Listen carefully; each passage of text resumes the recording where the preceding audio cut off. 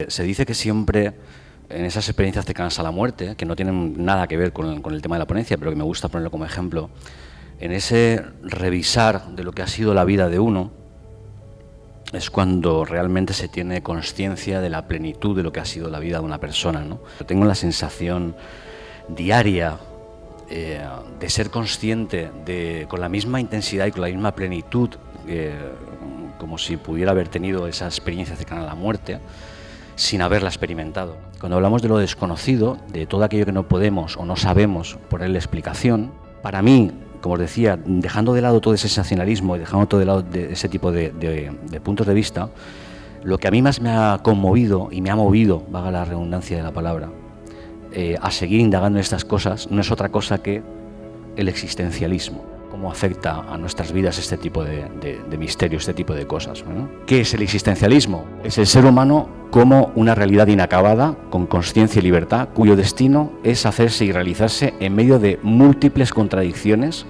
las cuales generan incertidumbre y la angustia del absurdo, el fracaso, lo misterioso y lo inexplicable.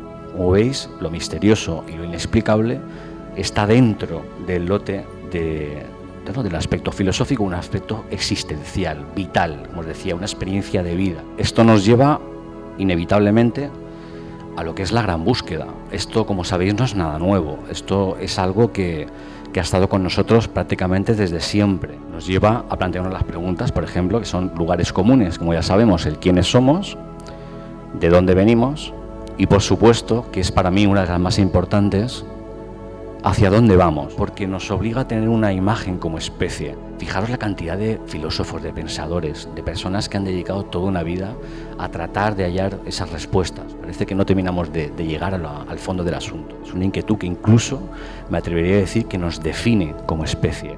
Decía el filósofo Søren Kierkegaard que la vida solo puede ser comprendida mirando hacia atrás, pero únicamente puede ser vivida mirando hacia adelante. ¿Dónde comenzar esa búsqueda? Es nuestro propio legado cultural, ¿verdad? Creo que es un buen punto de partida, ¿no? Porque en definitiva, esos antepasados que tomaron el esfuerzo de dejar plasmado en el papel, como se suele decir, negro sobre blanco, todas sus inquietudes como persona, todos sus anhelos, ese tratar de buscar esas respuestas, la siguiente herramienta de búsqueda, de nuevo, a título personal que he creído oportuno, podría ser, por ejemplo, la búsqueda interior. Quizás las respuestas que estoy buscando en el exterior no están ahí, sino que están en mi propio interior. Y aquí llegamos a uno de los puntos de la charla más interesantes, ¿no? Y es cuando se genera un nuevo tercer motor de búsqueda. ¿Estamos solos en el universo? Y si de verdad, porque yo os invito de nuevo, imaginaros que no sabemos nada, ¿vale? No tenemos ni idea de nada o de muy poco, y planteamos la hipótesis, ¿no? Como decía, de antiguos astronautas, llamémoslo como queramos, ¿no? Deidades, alienígenas ancestrales, culturas superiores en el pasado, etcétera, etcétera, ¿no? Bueno, ¿y si realmente eso fue cierto? Fue algo que realmente ellos vieron en su día a día y que evidentemente consideraron que tenía la suficientemente importancia como para dejarlo plasmado, ¿no? Dejar un recuerdo de algo que realmente les impactó como seres humanos. Algo que esos antepasados, si nos ponemos un poquito en la piel del momento, de la época, en vivir una experiencia así, el ver algo que no tiene nada, absolutamente nada que ver con lo que tú identificas en tu realidad, de tu cronología, en tu época, en la que estás viviendo, bueno, yo creo que es justo y es de recibo que se deje plasmado ese legado, ¿no? Se deje plasmado esa experiencia, ¿no? ¿Y si estos seres no tienen nada que ver en absoluto con una malinterpretación? Una civilización que además ha podido superar la autodestrucción, que es uno de los mayores problemas para llegar a un desarrollo como civilización superior, el superar la autodestrucción, el superar esos valores morales dañinos, como los que nombrábamos antes, llegando a un desarrollo tecnológico que se escapa absoluta y completamente a nuestra imaginación. Como especie, el ser humano, en el afán por explorar, por llegar un poquito más lejos, más allá de la imaginación, de las cosas que nos hemos planteado como especie, hemos llegado a desarrollar una tecnología. Aquí tenéis, por ejemplo, he seleccionado la imagen del Sputnik, que fue el primer satélite que pusimos en órbita. Esto que puede parecer ahora, hoy en día, algo sin importancia, en su momento fue algo histórico.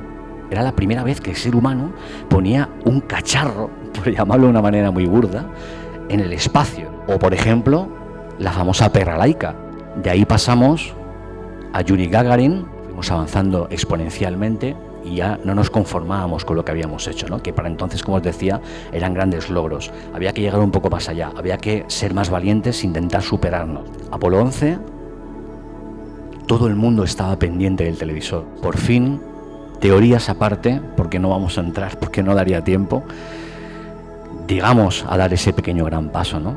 De nuevo, exponencialmente nos dimos cuenta de que, bueno, oye, nuestro hogar se quedaba pequeño. Aparecen los exoplanetas y, acto seguido, dejamos de hablar de exoplanetas para hablar de exotierras, planetas potencialmente habitables, y comenzamos a buscar un nuevo hogar. Nuestro comportamiento ha afectado gravemente a la Tierra, no cabe la menor duda.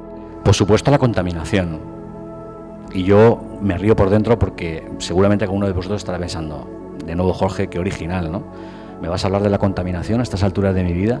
Cuéntame algo nuevo, ¿no? Pues no os voy a contar algo nuevo.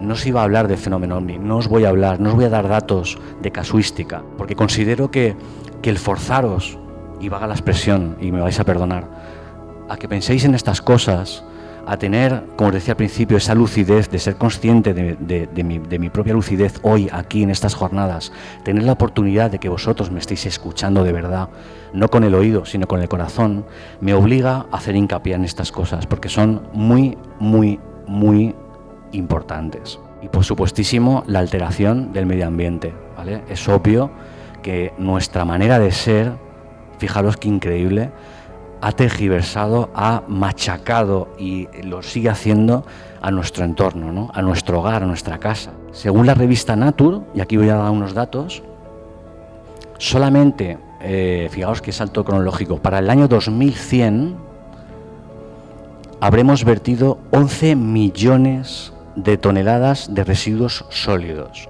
Según la Organización Mundial de la Salud, solo en el año 2012, ya lo hemos pasado, pero solo en el popular 2012, 7 millones de muertes por contaminación. Eso es una barbaridad.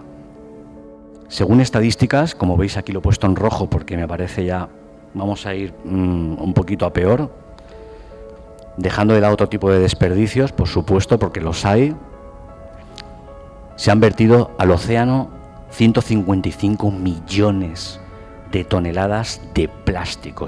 Por supuesto, la desigualdad social. Y diréis, Jorge, te estás yendo de no sé qué pretendes. Me has empezado hablando de la exopolítica, del fenómeno de los antiguos astronautas, me estás hablando de la desigualdad social. ¿Qué tiene que ver? No comprendo. ¿No comprendo?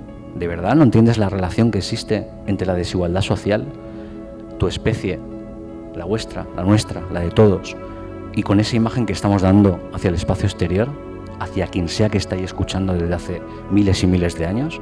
El hambre. Impresionante. Estoy hablando de un verdadero problema. Y estoy hablando de un problema que sigue sin tener solución. Y es un problema que a mí me avergüenza completa y absolutamente como persona, ¿verdad? Porque vivimos en un planeta en el que eso que está ahí en rojo en la pantalla es un problema real. ¿Cómo vamos a contactar con una civilización superior, señoras y señores? ¿Cómo? Cuando ni siquiera sabemos solucionar algo tan estúpido como puede ser que todo el mundo tenga un plato de comida en la mesa cada día.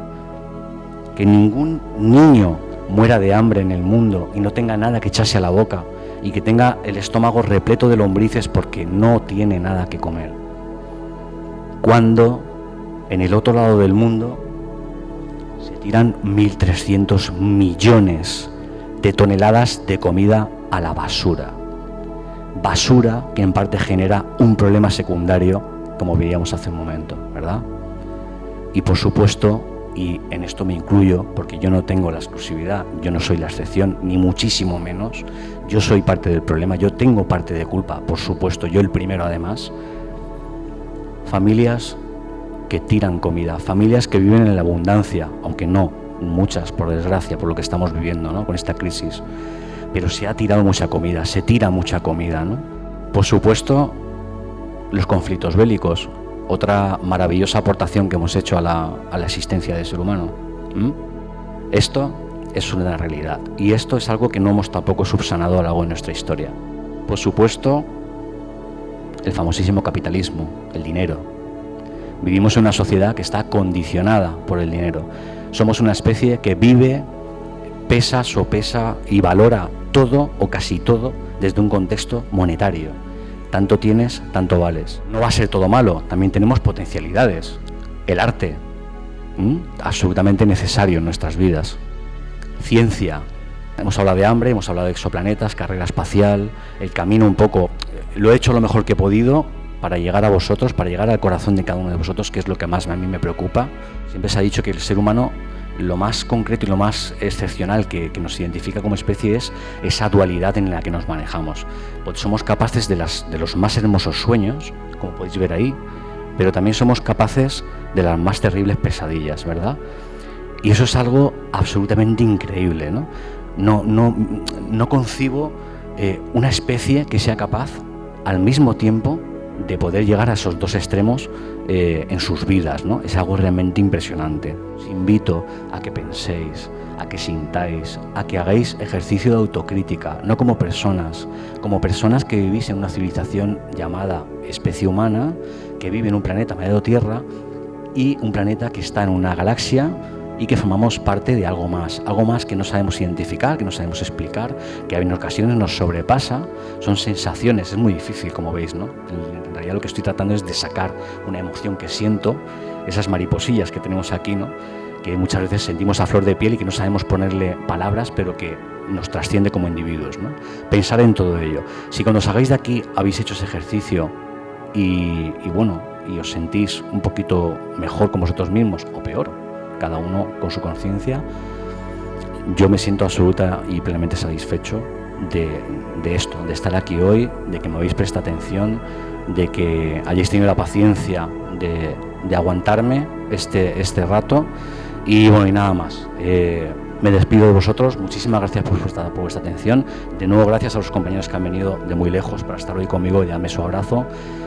Compañeros, Genovés, Alejandro, todos los que habéis dado vuestro apoyo desde siempre.